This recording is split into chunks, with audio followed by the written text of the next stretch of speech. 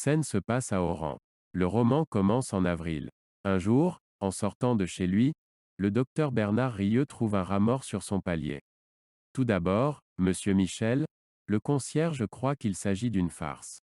Le soir, Rieux rencontre de nouveau un autre rat dans le couloir et celui-ci est vivant. Le lendemain, le docteur retrouve 3 rats dans la résidence. Rieux accompagne sa femme à la gare. Cette dernière est malade et elle doit aller dans une station de montagne. La mère du docteur arrive pour remplacer sa femme dans les tâches de la maison. Les rats remontant à la surface sont de plus en plus nombreux. Les autorités décident de les incinérer.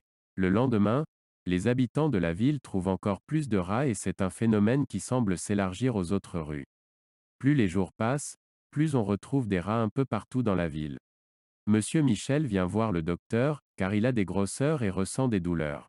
Un employé de la mairie, appelé Grand, vient chercher Rieux, car il vient de sauver Cottard qui a tenté de se pendre. Cottard est sain et sauf. Après, Rieux revient voir le concierge, son état a empiré.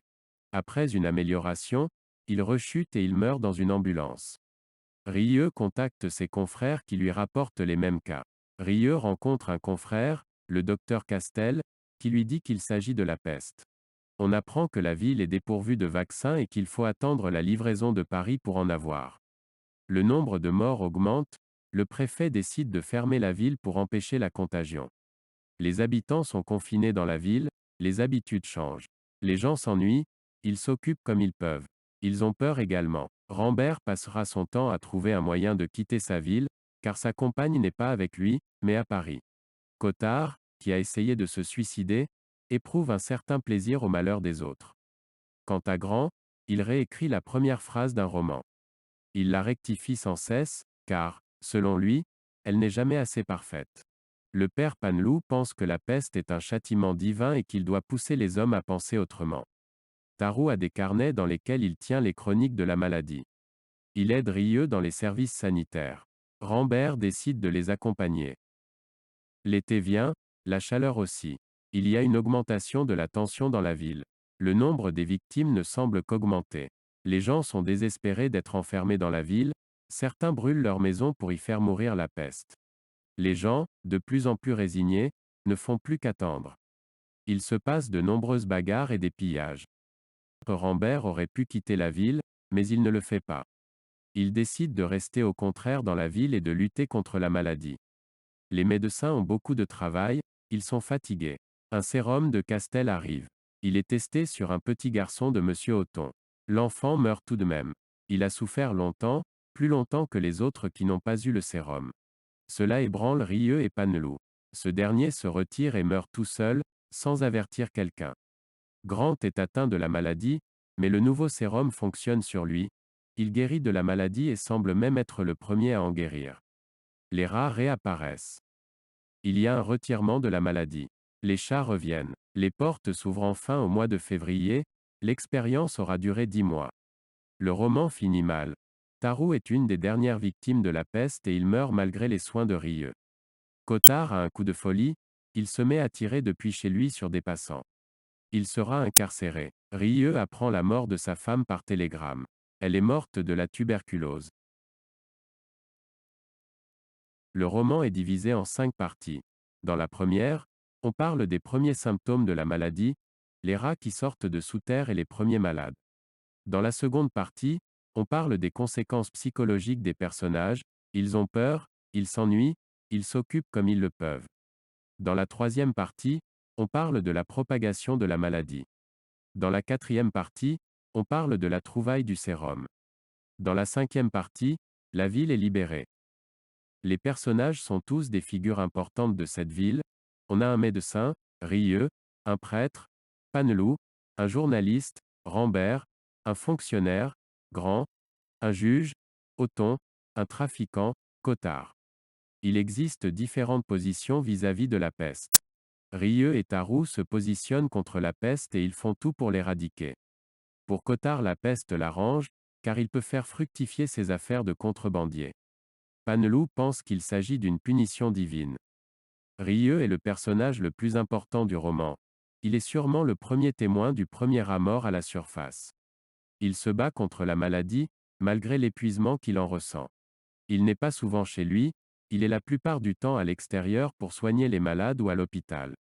Dans la maladie, il perd sa femme qui est morte d'autre chose que de la peste et il perd son ami Tarou.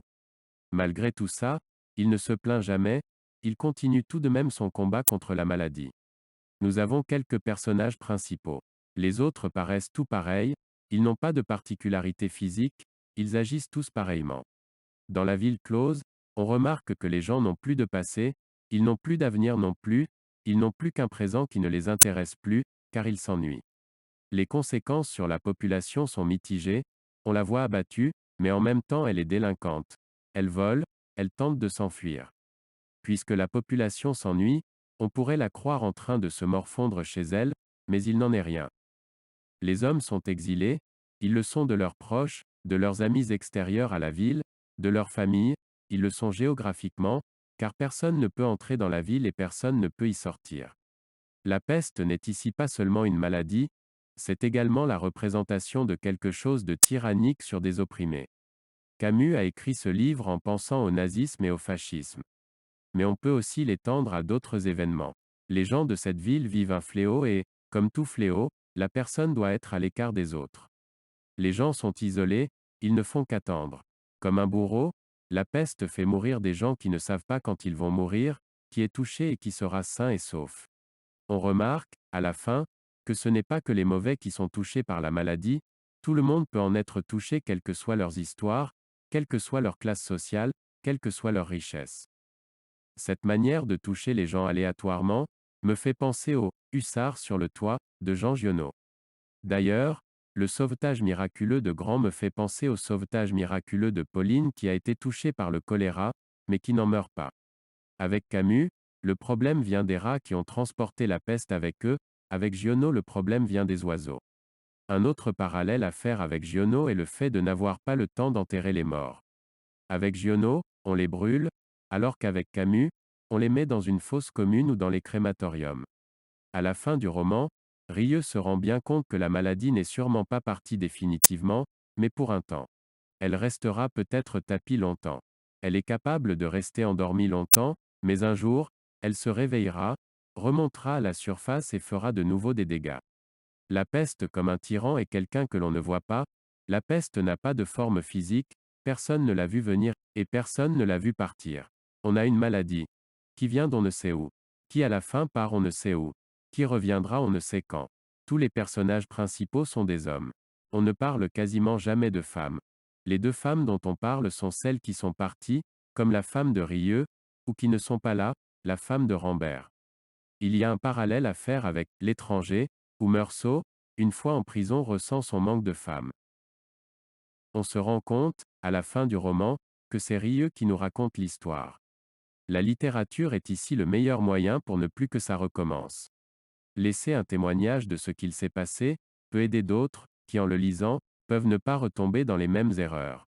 C'est d'ailleurs un des buts de la littérature, dire par écrit un fait afin que celui-ci ne se reproduise pas ou du moins de donner plus d'armes à ceux qui en seront les futures victimes. Finalement, le début du roman est le même que la fin. On suit toujours Rieux, il ne paraît jamais être content ou malheureux, il a toujours un regard clairvoyant sur tout ce qu'il voit. Il est incapable d'être comme les autres, au début, personne ne s'inquiète de la montée des rats à part lui, il ne paraît pas faire de commerce qui paraît être la principale occupation de la ville, il ne paraît pas courir après l'argent comme les autres.